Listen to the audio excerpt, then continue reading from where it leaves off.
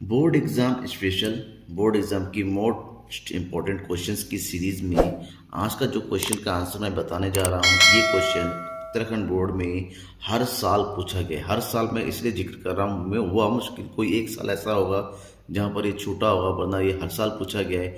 Uttar Pradesh board में भी बहुत ज़्यादा पूछा गया है, तो आपके लिए इम्पोर्टेंट है। क्वेश्चन है, पैमाने के प्रतिफल से आप क्या समझते हैं? पैमाने के घटते, बढ़ते और स्थिर प्रतिफल को रेखा चित्रों की सहायता से समझाइए। अक्सर ये लॉन्ग में 6 नंबर में और यूपी बोर्ड में 10 नंबर में पूछा जाता है, तो आपको उसी हिसाब से इसका आंसर देना है। सबसे पहले बताना होता है कि पैमाने का प्रतिफल होता क्या है, फिर आपको ग्राफ के साथ पैमाने के घटते, पैमाने के बढ़ते और पैमाने के स्थिर प्रतिफल को बताना है।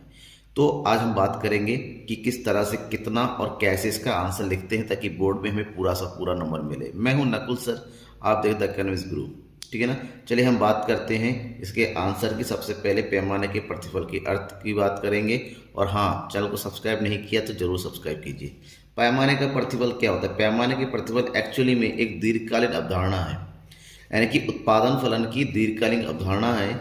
इसके अंतर्गत पैमाने के प्रतिफल उस स्थिति को प्रकट करते हैं जिसके अंतर्गत उत्पादन के विभिन्न साधनों में समान अनुपात में वृद्धि करने पर पड़ने वाले प्रभावों का अध्ययन किया जाता है। मतलब पैमाने का प्रतिफल दीर्घकाल के अंतर्गत क्या होता है? उत्पादन के जितने भी साधन होते हैं, उत्पादन के जितने भी साधन होते हैं, सभी साधनों में समान अनुपात में वृद्धि की जाती है, और इस होने वाली वृद्धि से उत्पादन पर जो भी प्रभाव पड़ता है उस प्रभाव का अध्ययन किया जाता है।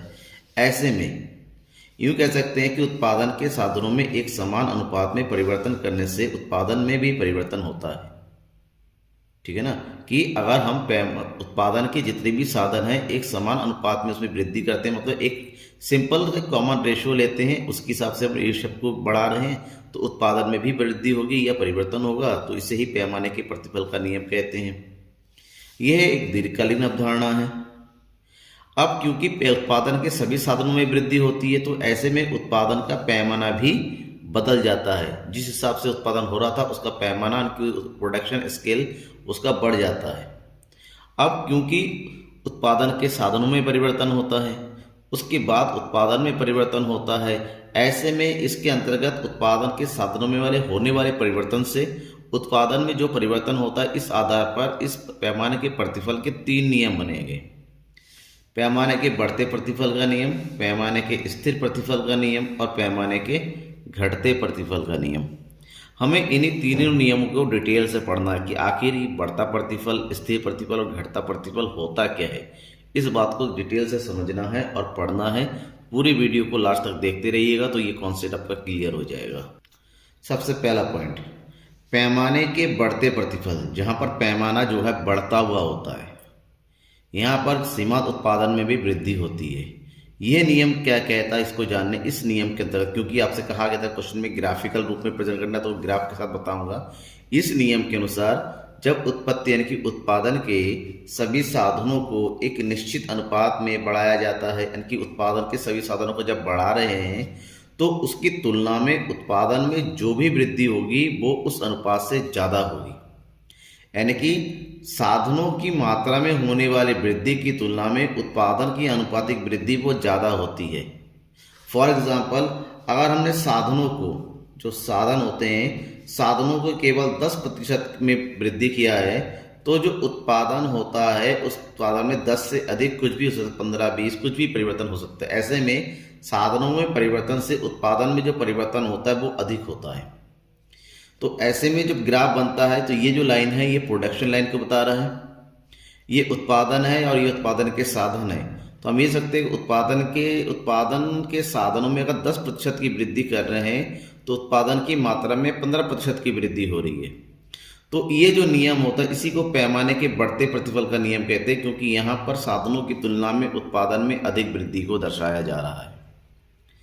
इसके बाद जो दूसरा नियम है, पैमाने के स्थिर प्रतिफल का नियम।